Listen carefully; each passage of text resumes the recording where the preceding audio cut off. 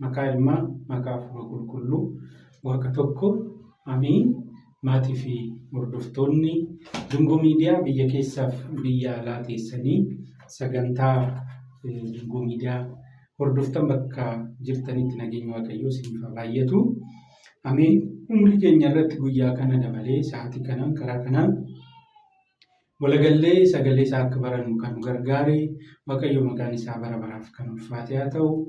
Egaa kadhannaa isaaniitiin yeroo hundumaa nu faana kan jiran qulqulloonni hundi akka kabajisanitti galanni isaaniif haa ta'u. Maatii fi egaa ijoolleen harmee teenya Giftii Maaramii kennaa fannoo jalaa kan taatan Waaqayyo karaa biraatiinis karaa tokkoonis hin barsiisaa, hin dubbataa akkuma jedhame san har'a karaa kanaan sagalee Waaqayyoo kan bara baraa kan ta'e kaasnee kan mari'anna hin haasofna. Egaa sagalee dhugaa, jecha dhugaa, qajeelaa kan ta'e qofa akka dubbatu afaan keenya Waaqayyo nuuf haa qajeelchu. Kuni Dungoo Miidiyaati. Egaa laayikis, fooloos, sabiskiraayibis gochuu hin irraanfatina. Hiriyoota keessan biraan gahaa. Karaa saniinidha. Karaan tokko kan miidiyaa kanatti jajjabeessitan. Har'a mata duree kutaa 2-3 ilaallu. Tokko qabannee dhiyaanneerra. Akkuma kaleessa isinii ibse san har'a irratti mari'annu yaada kan itti walii qoodnu mata dureen keenya kutaa 1ffaa qabeenyi mana kiristaanaa tajaajila maaliitiif oolaa jira? Mata duree jedhu kaasneetidha. Kutaa 3 ilaalla mata duree kana. Qabeenyi mana kiristaanaa maaliif tajaajila maaliif oolaa jira? Keessatti qabeenyi maal jechuudha? Tajaajila maaliitiif ooluu qaba? Maaliif oolaa jira? Rakkoon qabu yoo jiraate immoo maal ta'uu qaba? Qabeenyi mana kiristaanaa tajaajila mana kiristaanaatiif qofa akka hin oolle wantoonni godhamuudhaa ta'an maalidha? Saniif furmaanni maali kan jedhullee kaasnee kan irratti mari'annu ta'a. Kanaaf immoo yaadni keessan galtee guddaa waan ta'uuf keessattuu kutaa 2ffaa-3ffaatiif isinillee gaafis yoo qabaattan, yaadas yoo qabaattan keessanis haa ta'u karaa koomentiitiin nu teechisa. Nu isaan cuunfannee itti daddabalannee gara keessan qabannee dhiyaanna jechuudha. Har'a kutaa 1ffaa mata duree keenya keessatti kan ilaallu maalummaa qabeenyaa ija mana kiristaana Ortodoksii Tawaahidoo Beeta Kiristaaniitiin kan ta'u ta'a jechuudha. Mata dureen keenya qabeenyi mana kiristaanaa tajaajila maaliif oolaa jira kan jedhudha. Egaa har'a daqiiqaa muraasa keessatti kan ilaallu qabeenya jechuun ija mana kiristaana Ortodoksii Tawaahidootiin maal jechuudha? Akkamitti ilaalla? Akkamitti hiikna? Kan jedhu ilaallaa jechuudha kutaa 1ffaa keessatti. Egaa tootaalii akka waliigalatti qabeenya yoo jennu dhaabbanni kamiiyyuu hiika kamiinuu yoo cuunfinu karaa sadiin ilaaluu dandeenya. Qabeenyi yoo cuunfinu jechuudha akka waliigalatti. Isa riisoorsii jennuun kana jechuudha. Riisoorsii habti isa jennuun kana. Qabeenyi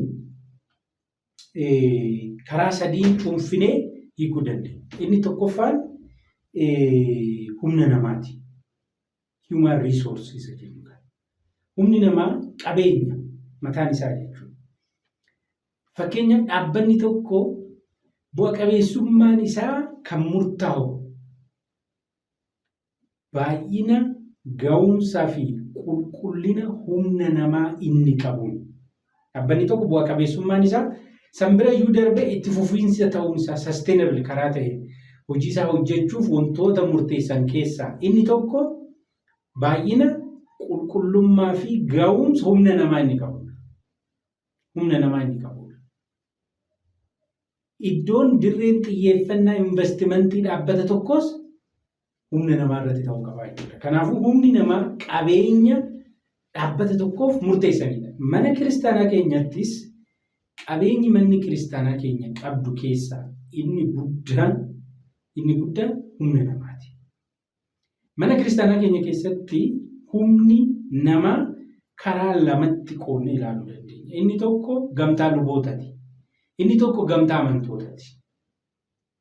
Manni kiristaanaa keenyas gamtaa amantootaa fi lubootati irratti kan bu'uurooftee jedha dambiin ittiin bulmaataa saba kamsa gubaa'ee qaalawaadiin keenya jechuudha. Fuula tokkoffaa irratti manni kiristaanaa keenya gamtaa amantootaa fi luboota irratti bu'uurooftee saba kamsa gubaa'eedhaan hoogganamtii jedha. Kuni durirraa kan dhufee jedhee teechisa. Kanaafuu humna namaa hojjennu mana kiristaanaa keenya keessatti lubootaa fi amantoota jechuudha. Amantoota jechuudha. Sadarkaan qabeenyummaa isaanii fi tajaajilli isaanii gargar ta'uu danda'a malee humni namaa qabeenya guddaa kan oomishuu qabdus kan irratti hojjechuu qabdus keessaa isa jalqabaati. Qabeenya yoo jennu jechuudha. Kuni karaa gurguddoo lamaan oomishti manni kiristaanaa keenya humna namaa kana. Tokkoffaa kallattiidhaan bajeta bajjattee karoora baafattee barsiisaa itti qacartee barsiisaa yoo jennu barsiisaa lallabaa, barsiisaa abinnatii, abbaa gaabbii kanneen hunda sadarkaadhaan daa'imman irraa qabdee hanga ga'eessotaatti hanga abbootii fi haawwanitti sagalee waaqayyoo kan barsiisan, sagalee waaqayyoo kan dabarsaniif yookaan immoo tajaajilaa akka ta'an mana barnootaa qopheessuudhaan fakkeenyaaf kolleejjii, yuunivarsiitii qopheessuudhaan, mana abinnatii banuudhaan kallattiidhaan manni kiristaanaa humni namaa isheen oomishtu jira. Invest gootee jechuudha. Kallattiidhaan humni namaa amantoonnis jiru, luboonnis jiru. Alkallattiidhaan immoo humni namaa oomishamu jira. Alkallattiidhaan maal jechuudha? Alkallattiidhaan ofirratti hojjetanii qarshii kafalanii barachuudhaan ta'uu danda'a. Carraa argatan kamittuu dhaqanii barachuudhaan ta'uu danda'a. Amantoonni fi luboonni qabeenya mana kiristaanaa ta'anii oomishaman jiru. Alkallattiidhaan jechuudha.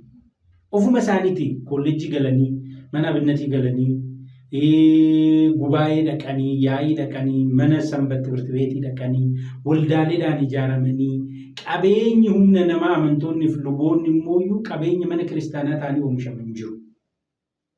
Oomishaman. Kunneen bu'uura waan hundaati. Qabeenyi humna namaa bu'uura waan hundaati. Qabeenya hundaati. Qabeenya hundaati. Amma riilii qabeenyi humni namaa kun kan manni kiristaanaa qabdu miliyoona 50-60 kan jennu kun tajaajila maaliitiif oolaa jira? Riilii tajaajila mana kiristaanaatiif oolaa jira. Gamtaan lubootaa, gamtaan amantootaa fi lubootaa isa maabara kaanaati, maabara mimmanaan jennu kun maabara kaanaati nama mimmanaan jennu kun riilii tajaajila maaliitiif oolaa jira kan jedhudha jechuudha kaasni kan laallu. Tajaajila maaliitiif? Qabeenyi tokko guddaan manni kiristaanaa karaa tokkonis karaa biraatiinis horatte humna namaati. Humni namaa immoo dhaabbata tokkoof murteessaadha. Manni kiristaanaa keenya immoo biyya keenya keessatti qabeenya humna namaa guddicha dhaabbilee amantoota biraarra kan qabdudha. Riilii humni namaa kun qabeenyi kun tajaajila mana kiristaanaatiif oolaa jira moo oolaan jiru kan jedhu laallaa jechuudha itti aansanii. Qabeenya guddaadha. Qabeenyi inni lammaffaan qabeenya maallaqaati. Financial resources jedhama. Qabeenya maallaqaati. Qabeenyi maallaqaa mana kiristaanaa keenya keessatti ammallee karaa lamaan horatti manni kiristaanaa. Tokko humna namaa horachuudhaan humni namaa madda qabeenyaa ta'a. Madda qabeenya maallaqaa ta'a. Humna namaa horachuudhaan humni namaa karaa tokkonis karaa biraatiinis madda maallaqaa ta'a. Kurnoo baasaa, dursaa baasaa, aarsaa baasaa, kennaa adda addaa kennaa, hojii adda addaa hojjetaa beekumsa isaatiin, humna isaatiin, yeroo isaatiin. Humni namaa qixa sirrii ta'een oomishamee, qixa sirrii ta'een faayidaarra oole madda maallaqa guddicha mana kiristaanaa keenyaati. Mana kiristaanaa keenyaati. Humni namaa. Kanaafuu manni kiristaanaa humna namaa kana kan eegdu waan gurguddoo lamaaf. Tokko kaayyoon guddichi manumti kiristaanatu barbaachisteef humna namaa kana misoomsanii eeganii tiksanii dhaaltu mootummaa Waaqayyoo gochuuf. Lammaffaa humni namaa tajaajila ishee galmaan gaachuuf immoo madda qabeenya biraatis maallaqa beekumsa humna. Kanaafuu maallaqa humna namaa oomishuutu ni argatti manni kiristaanaa keenya. Akkanatti illee yaadamu qaba. Ortodoksonni yoo baay'atanii jireenya hafuura isaanii cimaa yoo deeme madda maallaqaas ni ta'u. Kurnoo isaanii hunduu miliyoonii 50-60 kun kurnoo isaa odoo baase, aarsaa isaa odoo baase, hangafa isaa osoo baase, dirqama isaa odoo ba'e guyyaatti qarshii tokko odoo baase miliyoona 50 arganna jechuudha. Kanaafuu madda maallaqaa kallattiiti. Karaa biraatiin immoo hojiilee misoomaa tokko hojjechuudhaan maddi maallaqaa ni argama.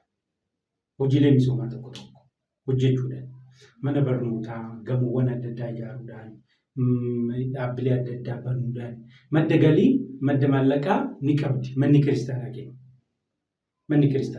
Kanaafuu karaa lamaan qabeenya maallaqaa kana horatti. Amma qabeenyi karaa tokkoonis karaa biraatiinis kan maallaqaa manni kiristaanaa horatte kun tajaajila maaliitiif oolaa jira kan jedhamu mata dureen keenya. Maaliif oolaa jira? Riilii tajaajila maaliitiif oolaa jira? Yoo tajaajila hin taane oolaa jiraate ta'e maal ta'uu qaba? Yoo oolaa jiraate ta'e immoo cimee itti deemuuf maal gochuutu qabama kan jedhu laallaa jechuudha. Qabeenyi lammaffaan qabeenya maallaqaati. Qabeenyi inni sadaffaan qabeenya bu'uuraalee misoomaati. Sadaffaarran teechis malee sadarkaadhaan sadaffaa jechuudha miti. Qabeenyi inni sadaffaan qabeenya bu'uuraalee misoomaati. Bu'uuraalee misoomas karaa lamaan laalla. Inni tokko bu'uuraalee misoomaa kallattiidhaan tajaajila hafuuratiif qofa oolanidha. Tajaajila hafuuratiif qofa oolan. Fakkeenyaaf mana qulqullummaa, mana kiristaanaa, cillee, taabota, dibbee kan jennu, tsanaaxilii, maqwaamaa kan jennu kunniin, ganfoon gooftaa. Qabeenyi nuyi mana kiristaanaa akka ortodoksiitti kallattiidhaan tajaajila hafuuratii qofa itti fayyadamnu bu'uuraalee misoomaati. Misooma lubbuu, misooma humna namaa dhaaltuu mootummaa Waaqayyoo kan taasisan. Nu amma misooma hojjennu fuuldura keenya kan dhufu gamoodha. Fuuldura mana barnootaa, hospitaala wayiiti. Teraazoonii afuudha. Misooma hojjennu kanaan ala wanti nutti mul'atu hin jiru. Misoomni guddichi misooma biraatiif illee bu'uura ta'e misooma humna namaati. Misooma lubbuuti. Misooma hafuuraati. Manni kiristaanaa guyyaa guutuu tajaajiltee galgala mirkaneeffachuu kan qabdu lubbuun misoomtee jirti. Akkuma Kiristoos wajjiniin oolee duuka bu'oota galgala maal gaafata? Qalbifattanii jedhaan. Astaawalaachuu jedhaan. Gaafii dhumaati. Oolmadhaaf jechuudha. Akkuma isaan manni kiristaanas galgala gaafiin isheen gaafattu lubbuun misoomtee, lubbuun hafuurri misoomee kan jedhudha. Kanaafuu bu'uuraaleen misoomaa kan jennuun inni tokko bu'uuraalee misoomaa kallattiidhaan tajaajila hafuuratii qofa oolan. Kan qarshiidhaan shallagamu, kan faayidaa biraatiin inni herreegamu jiru. Kennee kan itti fayyadamu jechuudha. Mana kiristaanaa ijaartee itti fayyadamta. Taabota fuulduratti aarsaa dhiyeessitee fayyadamta. Irraa fudhattee miti kan tajaajilamtu. Kennitee gatii kafalteeti kan tajaajilamtu. Qabeenya kallattiidhaan bu'uura misoomaa hafuuraaf tajaajila hafuurati oolu jechuudha. Akkuma isin kaase mana qulqullummaa, mana kiristaanaa Beetaleemii kan jennuun, taabota, cillee kan jennuun, kabaroo, tsanaaxilii kan jennuun, ixaana, zabiba kan jennu kunniin bu'uuraalee misooma hafuuraa lubbuutiif kallattiin kan oolani. Bu'uuraalee misoomaa lammaffaan immoo gosa lammaffaa bu'uuraalee misoomaa al-kallattiidhaan tajaajila hafuuraatti oolan, kallattiidhaan tajaajila biraatti oolu. Fakkeenyaaf tajaajila hafuuraa fi diinagdeetti oolaniiti. Humna namaa oomishaniiti. Humna namaa misoomsaniiti. Karaa saniin tajaajila hafuuraa deeggaru. Fakkeenyaaf dhaabbileen hawaasummaa tajaajila hawaasummaa kenna. Fakkeenyaaf mana barnootaa, kilinika, hospitaala yoo fudhanne tajaajilli isaan namaaf kennu, luboota fi amantootaa kennu. Luboonni fi amantoonni tajaajila hawaasummaa karaa saniin fudhatan immoo tajaajila hafuuraatti oolu jechuudha. Bu'aa isaaniitirraa tajaajila hafuuraa kan fayyadamu dhaabbileen bu'uurri misoomaa jira. Dhaabbileen diinagdee jiru. Fakkeenyaaf gamoo ijaaranii kan kireeffatan, kan kireeffaman. Wantoota adda addaa galiidha kan ijaaraman. Industiriin adda addaa. Kunniin bu'uuraalee misoomaa al-kallattiidhaan tajaajila hafuuraa keenya deeggaranii. Naanna'ee garuu dubbiin tajaajila hafuuraa deeggarudha. Dubbiin tajaajila hafuuraa deeggarudha. Kanaafuu qabeenyi inni sadaffaan bu'uuraalee misoomaa.